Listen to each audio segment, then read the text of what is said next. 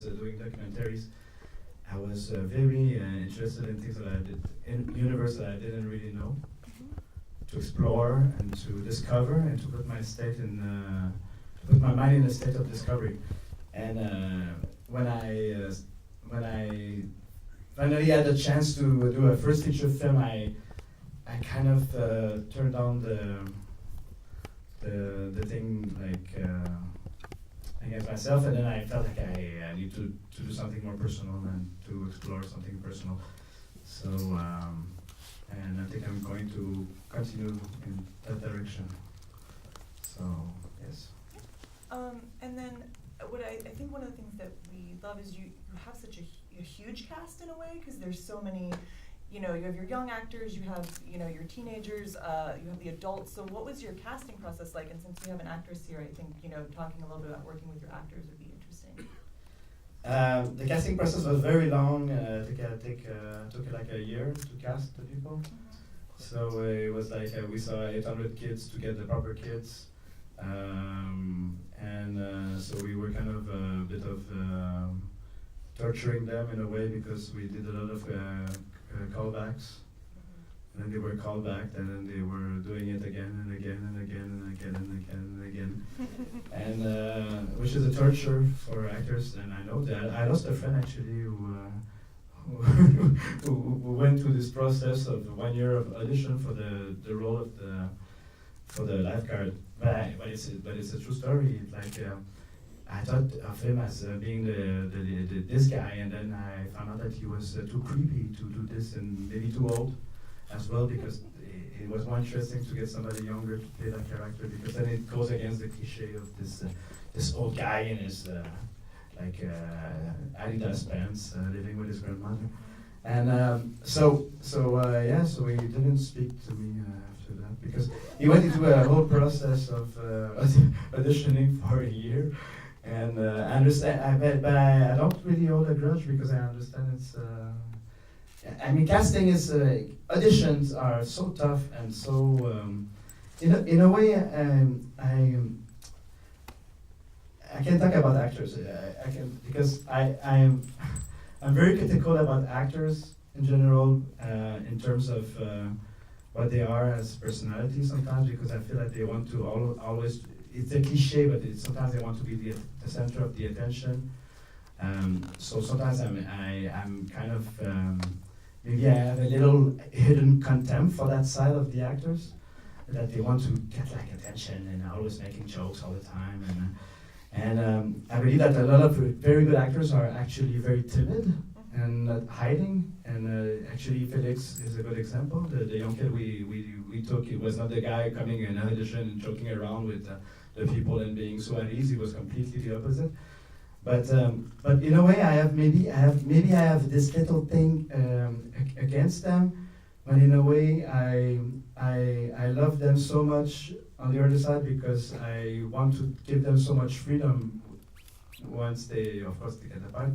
But I trust them so much when on the set. So I'm telling them I'm giving them the freedom to improvise and to. So it's like a kind of. It's like it's something ambiguous in a way, because I don't necessarily want to be friends with them, but I really love them in a way that I want to give them as much space and to be creative enough to. I hope that we can make more films where the creativity of the actor is really like getting into the creativity of the director, and they work together in a way that they can create a character together. And sometimes I got that thing in that film. But of course you're directing them, but I love so much the actors in a way that I want them to be a creative part of the process, and so that's why I let them improv, of course, and do ad-lib and all that stuff. And I did a little bit. I did another film, which is to a much extreme way, but in that film, I wanted the people to feel extremely comfortable and to, yes. Do you want to talk a little bit about what the process was like for you for going through the casting and then kind of on set? Well, improvising was a big part of the thing. In addition, and then during while we were filming also. For example, the scene where I find Perreault, who plays my boyfriend, and Philippe didn't want me to read this scene before filming it. So I arrived on set and he just told me, well, Rosemary, you're going to enter that room and you're going to find something and just react. And I was like, okay, this is a bit stressful for me, like not having read anything, not having any cues from anyone. So this was a challenge, but at the same time it was very satisfying knowing that he would trust me through that. And there were other scenes with the children, which I think is nice because it was my first experience in a film, and it was theirs too. So knowing that we were being trusted in what we thought he wanted us to do, it created something that was like going both ways, and not only him telling us what to do. It was like a process we did all together. Do you guys have questions out here? Yeah, right here. No, a very strange soundtrack in the end, too cheerful for the film, or maybe I misunderstand. Could you explain? Sorry? No, the music in the very end of the film is very cheerful. Why you selected that particular music? But we heard it before in the film. It's the song that... But maybe more kind of, I don't know, deep or tragic. Well, we cut out the credits, so there was something more darker coming after. But no, it's just that for me the end is very cheerful. For me the end is like this kid, everything is fine. He's like his parents are loving him, and his siblings are. There's love to it, and. So it's a reflection of it. It's a very central reflection to the scene where they dance together in the room, but I can say that I also really like to use music like that. It repeats. That it goes back more than one time, so it gets into the head of the viewer, and then he recognizes the song even if he has never heard it, and then he creates something. I think in my next film, I think I want to only use one song that you're gonna hear 5 times. So you will really love the song after. And think about maybe the film, or just listen to the song and do something else. And if you don't like the film, but at least the music will go into your head. If the film doesn't go into your head, if the music goes into your head, then it's good for the musicians. The music was wonderful, like very moody, like when you had, like for example, Pool, but you did not use that particular music in the end. Instead, you used very cheerful, which is strange because life of a child lost, it's friend of main character. Yeah. Well, he's not a friend of the main character. I can maybe he's not the same person. They look alike, but it's not the same person. This is an interesting thing because about that little kid, I feel like I am telling things that I never said before, so it's nice. About that little kid who gets kidnapped, it's not the friend that he's being bullying, because if you pay attention, of course, it's the little friend that he's bullying at the beginning is actually in the final scene in the bathroom where they're dropping papers on the wall, like throwing papers. And toilet paper, and so it's not the same kid, but they really look alike. And in a way, if you want to analyze in a psychological way, which I don't really want to go, but I will go there. Is just that in a way, this kid. The kid that gets kidnapped, and the kid that is bullied is bullied on. That he's kind of being very harsh on him, and also playing these sexual games with. In a way, it's the reason why Felix is also afraid to see that kid as being kidnapped, and he's afraid to see him in front of his bed is because he feels guilty about what he's been doing. And I think the whole film, in a way, is about a kid who's discovering his own sexuality. It's a very dangerous thing to say that the whole film is about something, but in a way, the film is about children's sexuality. Like we all lived it, but we repress it and we don't think about it as adults. But it's there, and we never talk about it because it's such a taboo. But it's about a kid who's discovering sexuality, his own, and then he realized how scary the sexuality of adults is around him. And for instance, maybe his father cheated on his mom and things like that. And meanwhile, he's discovering his sexuality and with all these questions that maybe a kid who comes from a good background has the time to think about. I don't know, maybe if he was living in hunger, maybe he wouldn't have the time to think about that, but he has the time to think about that. And then, so it's, then he's discovering his own, and then it's also like he's feeling extremely guilty at some point about, am I gay, am I this, am I that, and so in a way, yeah. And I think it shows that kids also have a dark side. That kids also have a part of them that is a bit fucked up. Like even though they're kids, they're not pure, innocent people. They have something going on.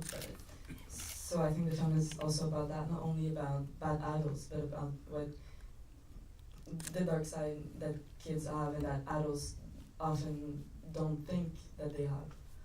But that they feel they do. It's true. I think that's kids are psychopaths, and then they learn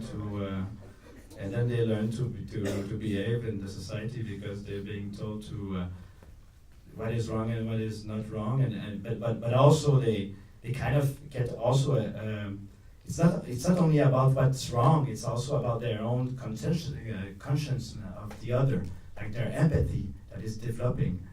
And in that sense, the character of the lifeguard is the opposite. He's a kid who stayed a kid in the body of an adult, but without having the capacity to develop this sense of the other and the sense of empathy.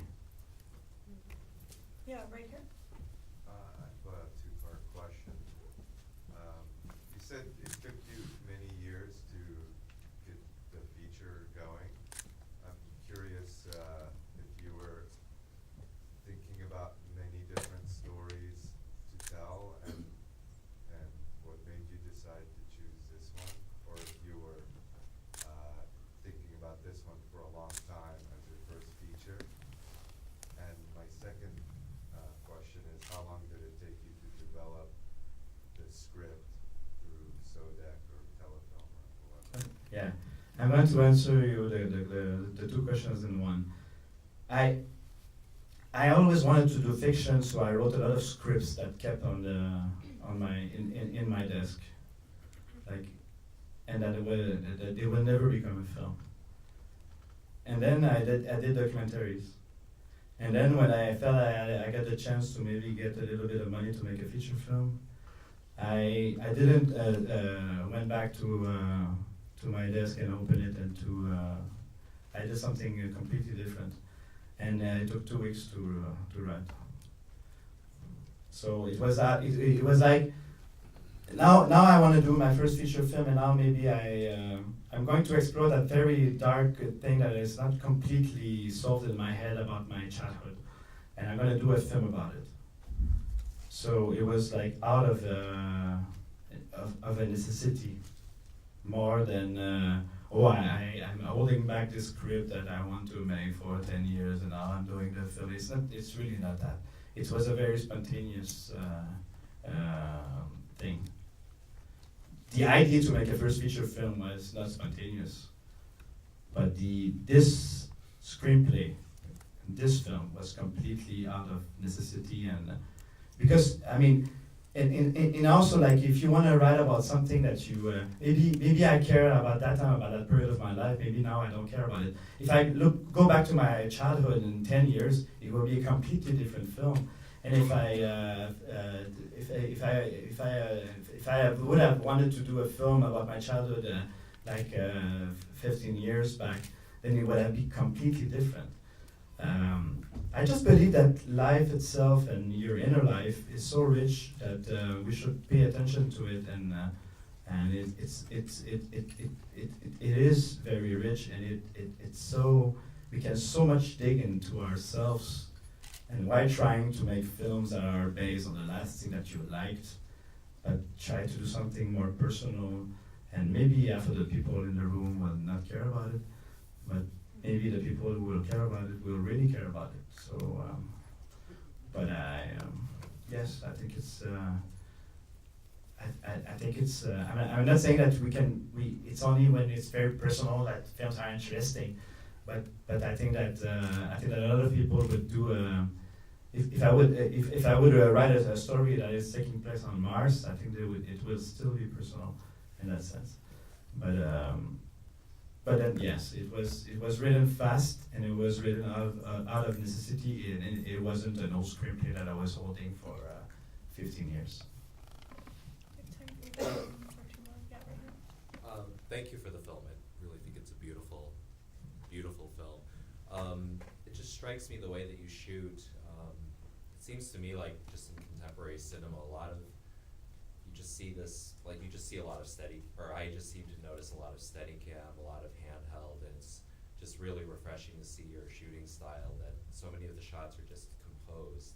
There's almost this classical, elegant editing and cutting and framing, and so I was just curious how your visual style here has perhaps been informed by your documentary work, and also if you could just talk a little bit about the title and what are the demons.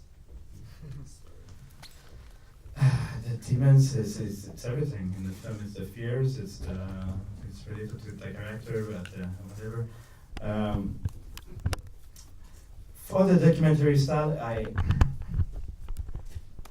in a way, yes, it was as much as I think as much as I think that it's important to do like personal films, as much as I think that it's fantastic also to look at the reality and see what's there and what's magic there, because the reality is much more fantastic than fiction world. And if I put 500 kids in a schoolyard, there's something that will happen, and that's what we did. Actually, this may be the dark side. We took we didn't want the kids to know that they were doing a film. We just put 500 kids in a courtyard, and then we gave them balls and play, and we didn't scream like action or cut. It was like, no, we just film, and then we put our characters in that, and then you ended up with scenes where when the boy's crying and they have a fight, and then the Rebecca, the teacher, is trying to. I mean, that scene is completely real. There's nothing staged there. It's completely the reality. So it's a mix of both, and it's like to play with this to create a sense of. I'm really looking for authenticity and spontaneity. I think it's the only thing that interested me and interests me as a filmmaker. To get these moments where you feel like it's so genuinely truthful, and sometimes you fail, and sometimes you succeed, but I'm really looking for that. And also in the way the actors are playing, they underplay in a way. It's like maybe you cannot sense it because it's in French, but they really underplay. They talk like they talk in real life, and I've been repeating that to them all the time, to the kids that they were understanding. The kids, they understand much more than we think they understand in general all the time. We forget that we were understanding everything when we were kids, and the film is also about that. But the thing that when you tell a kid talk to me talk in the film like you talk to me, like you talk to your friends, like you talk in real life, and they would just do it. So I was always asking them to, in a way, underplay, and I want to bring that it's maybe it's my thing, maybe it's my data, but I love that. I mean, I hate it when I see a film or a TV show and I say nobody speaks like that. It's a caricature of life. And we are so much in a caricature. We are living in a caricature of our own lives. Can we just stop it and go back to the real life? And in a way, I want to give back the real life to us who are not sometimes taking the time to live it. Yeah, you're going to be our last question. To extend that idea, was there any draft that you had that left out the whole child molestation thing and the child killing and just wanted to gamble, just ordinary childhood being kind of... It's an interesting question. I never asked myself the question because it was so much part of, in a way, my own childhood. So you can, because that fear was there, and there was a series of kids being kidnapped when I was that age. So I wanted to go there. So, and the theme of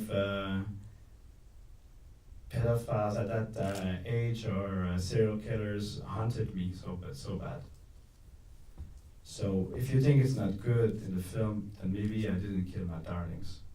If you think it works, then I was just honest and then it works.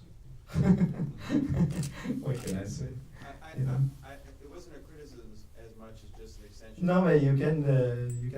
Some people don't like that part of the film, and I can understand why they don't like it, because I'm putting you a little rock in your shoe, and I'm giving you a big hard time.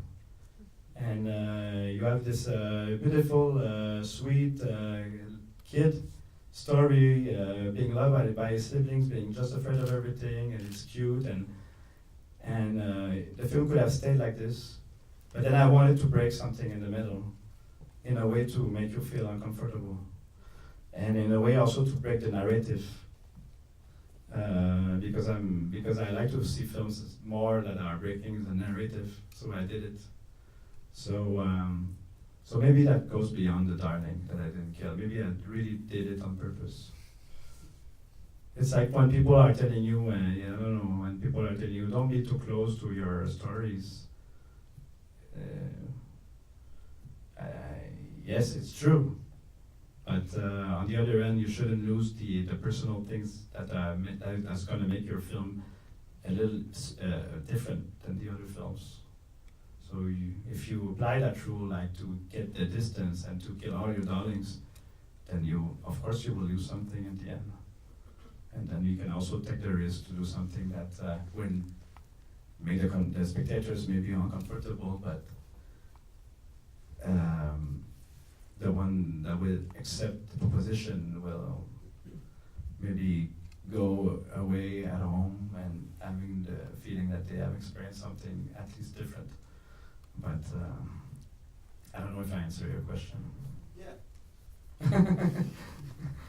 Well, thank you all for sticking around. Please give these guys a round of applause. Thank you.